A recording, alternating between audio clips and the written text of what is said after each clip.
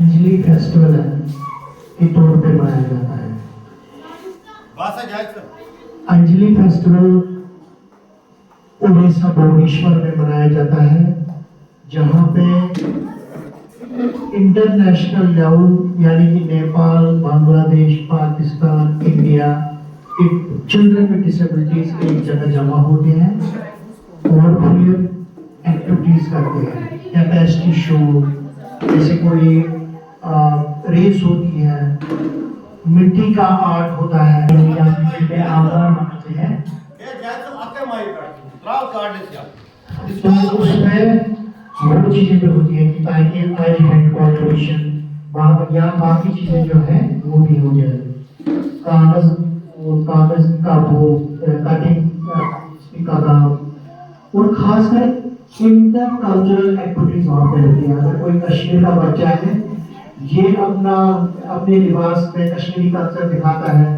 कोई अगर नेपाल का बच्चा हो, वो अपने कल्चर के हिसाब से वहाँ पे आता है और अपने कल्चर के हिसाब से वो दिखाता है कि हम क्या करते हैं।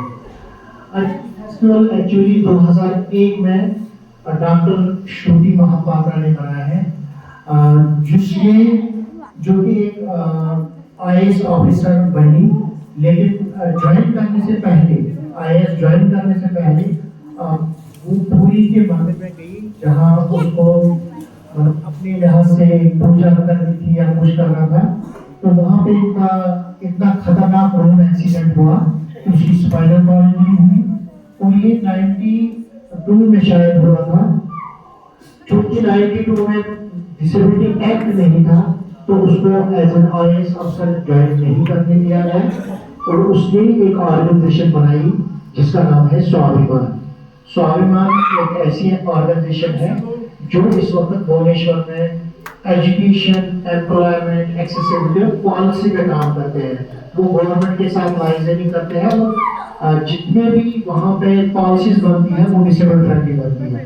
मान लीजिए प्रोजेक्ट बनाना है तो स्वाभिमान एनजीओ वहाँ पे एडवोकेसी करती है और वो वहाँ पे इंश्योर कराते हैं कि जो चिल्ड्रन विद डिसेबिलिटीज है उनके लिए भी पॉलिसी बनाई जाए, ताकि जो वहाँ पे फीडिंग होती है, पोषण अभियान चलता है।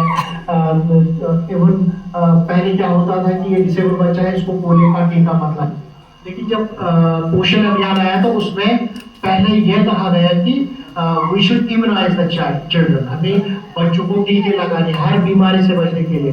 डिसेबल बच्चों को उसमें नहीं लाया जाता था, लेकिन उस स्वाभिमान ने वहाँ पे एडवोकेसी की कि अगर बच्चा मान लीजिए पोलियो का शिकार है तो बिजनेस के लिए उसको टीका क्यों नहीं लगेगा, बाकी बीमारियों से बचने के लिए उसको टीके क्यों नहीं लगेंगे। तो इस वक्त आप देखेंगे कि अब चिल्ड्रन की सेफ्टी को भी इम्यूनाइज किया जाता है। इसी तरीके से उसने इंक्लूसिव एजुकेशन पे वहाँ पॉलिसी बनाई, जहाँ पे every child has a right to seek admission in the classroom. तो आज जो प्रोग्राम यहाँ पे होगा ये सिल्वर जुबली है, यानी कि 25 साल उनके पूरे हो जाएंगे। जैसे कि हमारे ऑर्गेनाइजेशन के 25 साल 2028 में होंगे, अब 2 साल रहेंगे, लगभग 26, 27 और 28 में होंगे। 2 साल के बाद हमारी सिल्वर जुबली होगी। लेकिन इनका चिल्ड्रन फेस्टिवल 25th एडिशन, और उन्हें बताया कि जहाँ से भी हमें बच्चे आए थ्रू आउट इंडिया हम इस प्रोग्राम को बनाएंगे और हर स्टेट से या यूनाइटेड से हम दिखाएंगे कि जो बच्चे यहाँ आते हैं वो इस प्रोग्राम को वहाँ भी चलाते हैं। तो आज हमने एक प्रोग्राम जो डिजाइन किया है वो यही है कि एक तो हमारे पास लगभग 300 बच्चे हैं जो जेबा इंस्टीट्यूट में पढ़ते हैं। दूसरा जो ह्यूमैनिटी वेलफेयर ऑर्गेनाइजेशन लाइन का मंजूर है वो ये है कि आपके बच्चे का पढ़ लिख के बाहर जाएंगे तो क्या इनको नौकरी मिलेगी, क्या इनको वो फैसिलिटीज मिलेगी जिससे ये एम्पावर हो जाए। अगर हमारे पास ये पढ़ रहे हैं या फिजियोथेरेपी कर रहे हैं या सेंसरी इंटीग्रेशन की इनकी एक्सरसाइज होती है, म्यूजिक थेरेपी, वोकेशनल ट्रेनिंग, तो कल इनका फ्यूचर क्या होगा, कल ये क्या करेंगे। तो ह्यूमैनिटी वेलफेयर ऑर्गेनाइजेशन हेल्पलाइन का जो मैंडेट है वो है कि ओवरऑल डेवलपमेंट। अगर यहाँ से जाएंगी फिर इनकी इकोनॉमिक डेवलपमेंट हो जाए, सोशल डेवलपमेंट हो जाए, मैरिड लाइफ बन जाएगी, अपने तौर पे अपनी जिंदगी कर सके और ये डिपेंडेंट या पैरासिटिक लाइफ ना गुजारे, बल्कि ये इंडिपेंडेंटली दूसरे का भी ख्याल कर सके। इनके अपने बच्चे होंगे तो ये उनका भी ख्याल कर सके। तो इस समय में हम कोशिश करते हैं कि फ्रॉम चाइल्डहुड इनको वो फैसिलिटीज मिल जाए जो इनके लिए बहुत जरूरी है। As a teachers, as a professionals, आपको एक जिसको बोलते हैं टनल विजन, आपको ऐसे नहीं देखना है कि ये बच्चा मेरे पास व्हीलचेयर पे है, इसको मैं पढ़ाऊंगा, एक्सरसाइज कराऊंगा, छुट्टी होगी।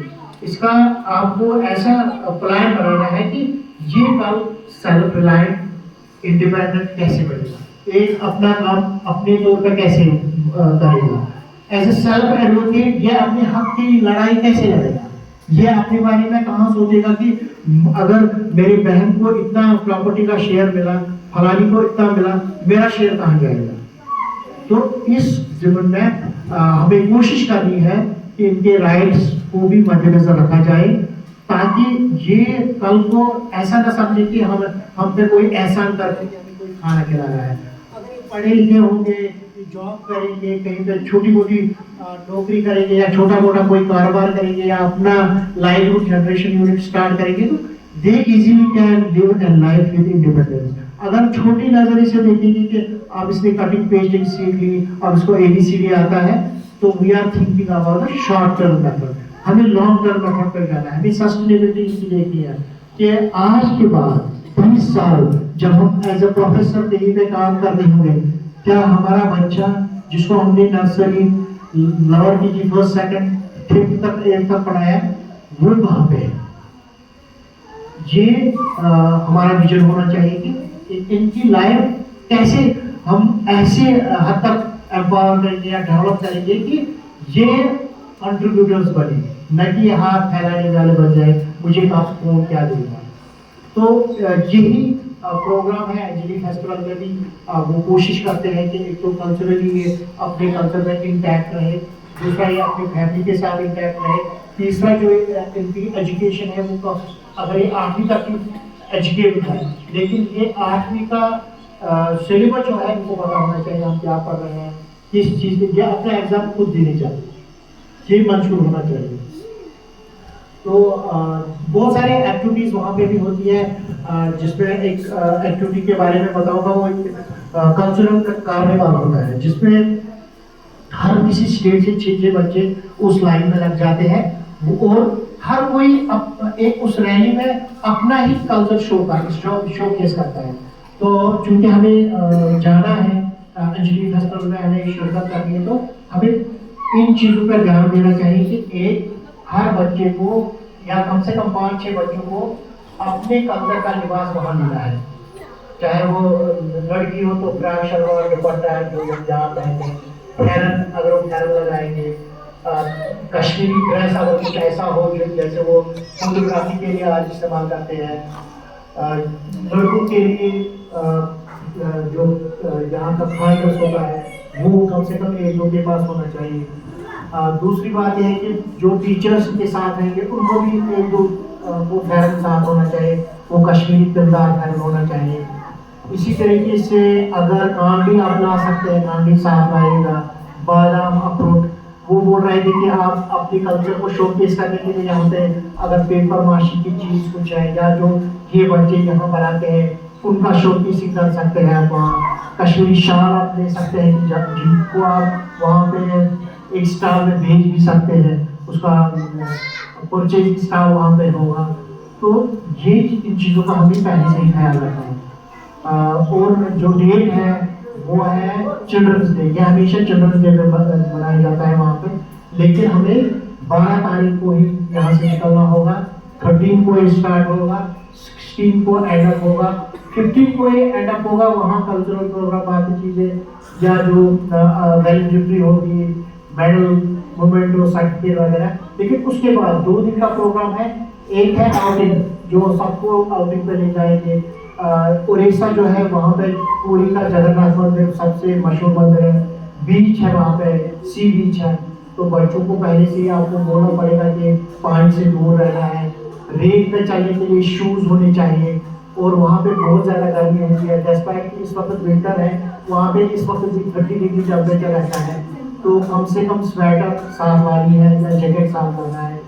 और इसके अलावा हमें ये भी कोशिश करनी है कि रेत पे चलने के लिए अगर इन बच्चों को तकलीफ होगी तो लॉन्ग बूट ला सकते हैं या कोई ऐसा शू लगा सकते हैं।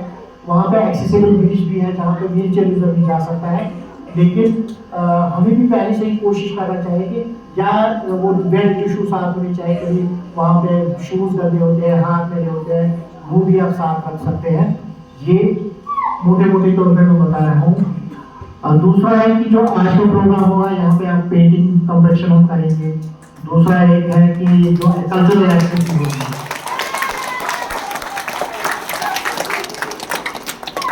थैंक यू फॉर चेयरिंग मी। और ये आप अपने लिए कर रहे हैं।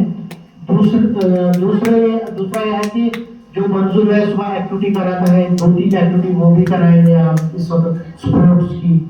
तीसरी है कि जो इम्पोर्टेंट चीज़ है हमें बोली जा रही है,